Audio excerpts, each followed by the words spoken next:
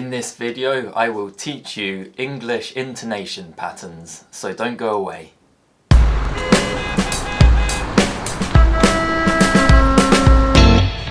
Hi everybody, and welcome back to Lean English. I'm Ed, and I'm here to help you achieve your pronunciation goals. In today's video, I'm going to be discussing intonation. Specifically, I'm going to describe the different tones used and explain how they behave. English intonation patterns may be different to those used in your native language, and if you can use them in your speech, you will sound more English too. So, let's look at some examples in a bit more detail. English intonation can be divided into phrases, which are complete patterns of intonation. The word where the main change in tone occurs is known as the tonic word, and this is the only essential element of an intonation phrase. The specific syllable where the change in tone occurs is known as the nucleus, and it's usually the stressed syllable. There may be an initial change in tone on the first stressed word of the phrase, known as the onset, which is followed by the head. The section before this is known as the pre-head, and the section after the tonic word is known as the tail. Intonation phrases often conform to grammatical phrases, but not always, and they may be as simple as a single word. For example, so, what's the best way to improve your intonation, I hear you ask? There are 7 types of tone in English. Falling tones are the most common, and they can be divided into low falls, awareness, awareness, and high falls, awareness, awareness.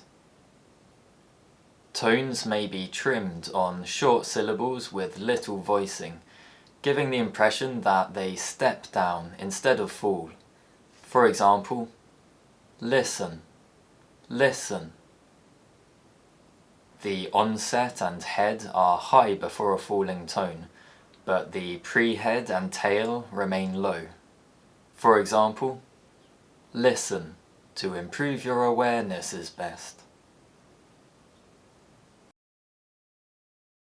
There are also 2 types of rising tone: the low rise, awareness, awareness, and the high rise, awareness, awareness.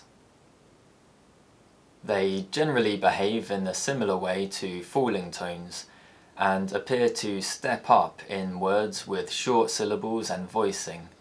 For example, listen, listen. The onset and head are also high, and the pre-head also remains low. However, in contrast to falling tones, the tail gradually rises from the nucleus to the final syllable of the intonation phrase. For example, listen, to improve your awareness is best. English also has 2 complex tones, which are combinations of rising and falling tones. The rise-fall is not very common, but it generally behaves in a similar way to other falling tones. The only difference is syllables are stretched to accommodate the longer tone. For example, listen, listen, to improve your awareness is best. In contrast, the fall rise is more common and considered to sound typically English. Like the rise fall, syllables are stretched to accommodate the longer tone. For example, listen, listen. However, in contrast to other tones, it has a falling head, which means the tone gradually falls between the onset and the nucleus. The tail also remains low before rising on the final syllable of the phrase. For example, listen, to improve your awareness is best. Finally, flat tones are the most simple but the least common.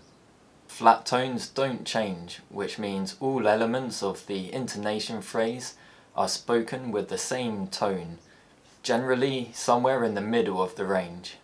For example, listen to improve your awareness is best. So, what's the best way to improve your intonation, I hear you ask? Listen to improve your awareness is best. Focus on increasing your awareness of intonation by listening to native speakers, and you'll start to imitate their intonation patterns intuitively. To understand what these different tones mean and when we use them, I recommend you watch my previous video on intonation.